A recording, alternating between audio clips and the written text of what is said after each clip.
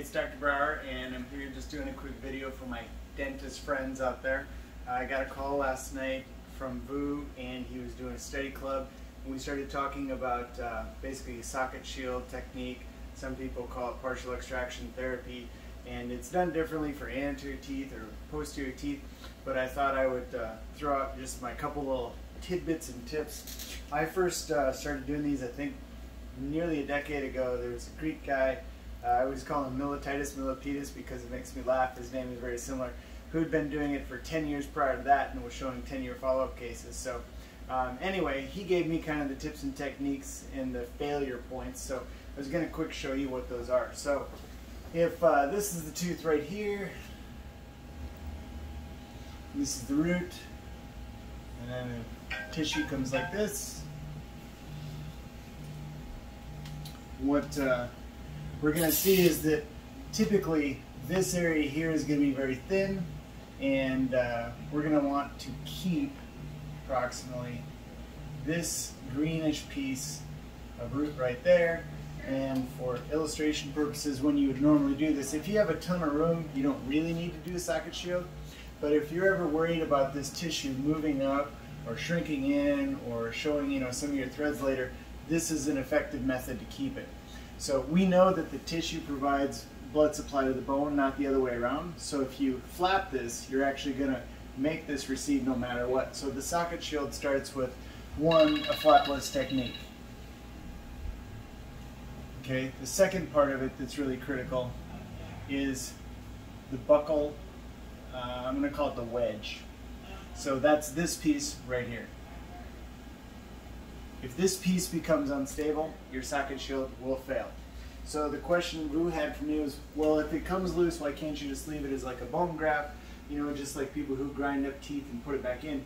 Well, the reason is that it becomes a loose piece and it will migrate out over time because it's got the oral bacteria there. Ask me how I know, because I tried it and it doesn't look good later. It took about a year or two for it to fully come out, but I was constantly picking out pieces and it did not look good, even though it stayed fairly stable. So one of the things that we want to consider when we do this is the cross-sectional appearance. So some people will just cut off the crown, just like this, and then you're going to be looking at this view right here. This would be the buccal, this would be the lingual, and it doesn't really matter which way is mesial or distal, but ideally what you're trying to get when all is said and done is this piece right here. And that has to stay right there.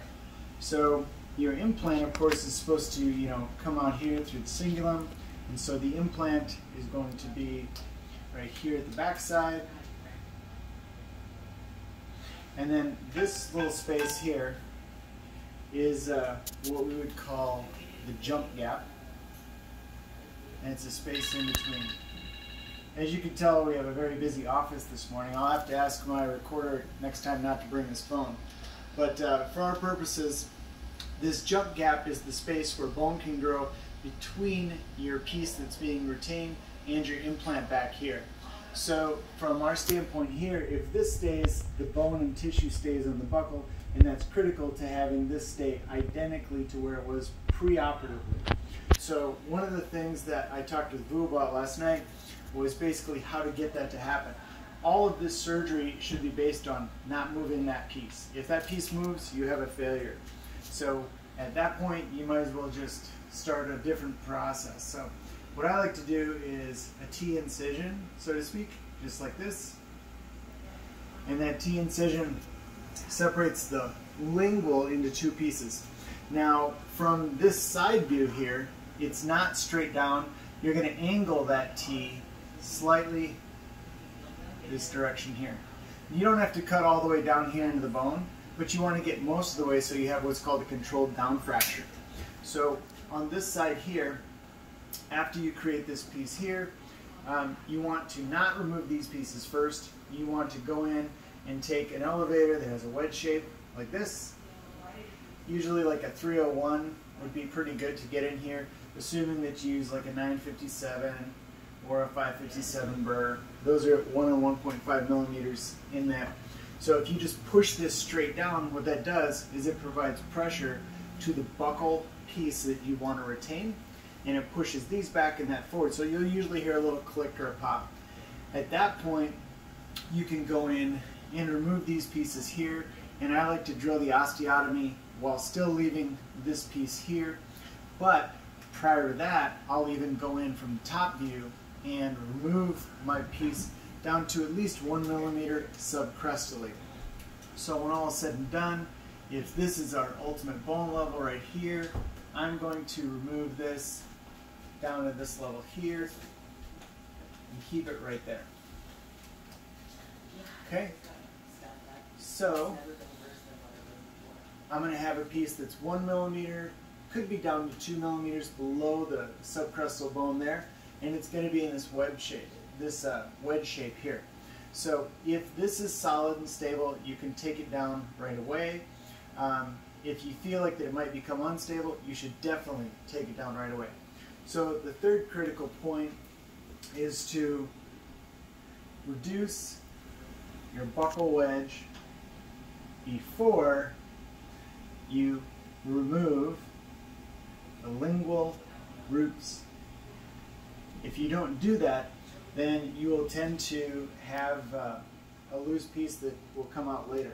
So that's a really critical point to that. So you go in, you remove this here, you create the T, you take these pieces out, then you create your osteotomy for the implant, and then the implant typically in the anterior should be tapered so that as it goes down and your bone comes like this, like it does in the maxilla, you can get a little bit closer to the buccal by tipping it, so you'll have a lingual placement of your singular rest with the screw hole.